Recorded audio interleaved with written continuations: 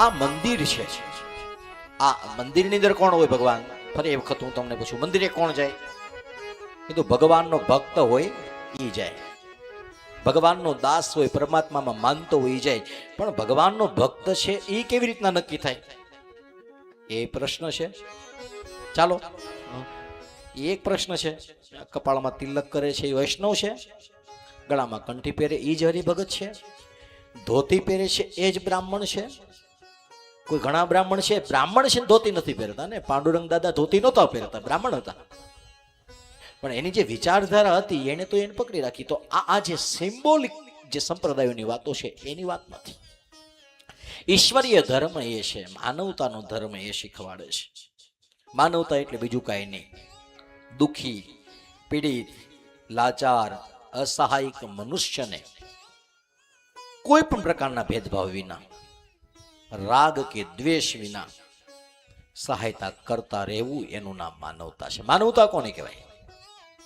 માનવતા એને કહેવાય કે સામેના માણસની નાત જાત, સગો વાલો, રાગ દ્વેષ કાંઈ નથી, એને જરૂરિયાત છે ને એટલું જ કાફી છે, અને જરૂરિયાત છે એટલા માટે મારે એને આપવું જોઈએ. આ જે સમજે છે ને એને માનવતાનો ધર્મ સ્વીકાર્યો છે એવું માનવાનું. તિલક જોઈને, ટપકા જોઈને રાગ અને દ્વેષ જાગતો હોય તો બહારથી તમે વૈષ્ણવ કે હરિભગત છો, પણ અંદરથી તો સીતારામ કાંઈ છો જ નહીં તમે. એટલે હું ઘણી વખત કહું છું કથાઓના માધ્યમથી કે ભગવાનનું ભક્ત થવું એ બહુ અઘરું છે. હા, જેવી તેવી વાત નથી. કથામાં બેઠા છો એટલે તમને એમ લાગતું હશે કે ગામમાં બેઠી છે, 1 મહિનો છે, આનંદ કરવાની વાત તો સાચી છે, પણ તમારી જવાબદારી વધે છે. કથાઓમાં આવો ને પછી તમારી જવાબદારી વધે.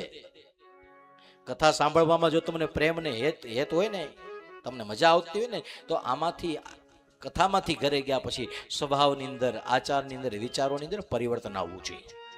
નહીતર મહિનો દી પૂરો થાય ને પછી બીજા દાંત કાઢશે. મહિનો દી ગયા પણ કઈ ફેરફાર થયો. એટલે ભગવાન આની લાજ રાખવાની વાત છે. આપણે તો ખેર આપણું તો જે કાંઈ હોય, પણ આનું તો કંઈક રાખવું પડે ને. એટલે અમુક વસ્તુ ભગવાન, હું તો ઘણી વખત કહું છું ને, હજી લાઈવના માધ્યમથી કે ઓફલાઈનના માધ્યમથી હું તમને સમજાવું, હું તમને કહેવા માંગુ. ભગવાન, ગળામાં કંઠી પહેરીએ ને પછી અપશબ્દ બોલવાનો અધિકાર નથી મને તમને.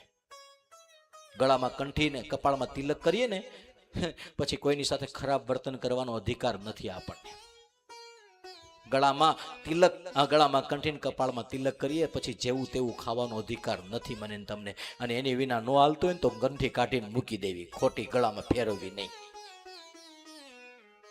આ તો કપાળમાં ચાંદલો કર્યો છે ને પાછો જેવું તેવું ખાય છે ને જેવું તેવું પીવે છે. 3 ટાણા આળોટે છે, મંદિરમાં જઈને પાછો ગાળો બોલે છે, અપશબ્દ બોલે છે, કોઈની સાથે વઢે છે, લડે છે, ઝઘડે છે. ત્યાં રુદ્રાક્ષની માળાઓ કઈ શું કહેવાય, ઓલું એક્યુપ્રન્સ શું કહેવાય ને, એવડું આ આવડશે ને અડધું તો આપણને. એના માટે છે ભગવાન. રુદ્રાક્ષ સ્વયં ભગવાન શિવનો અંશ છે.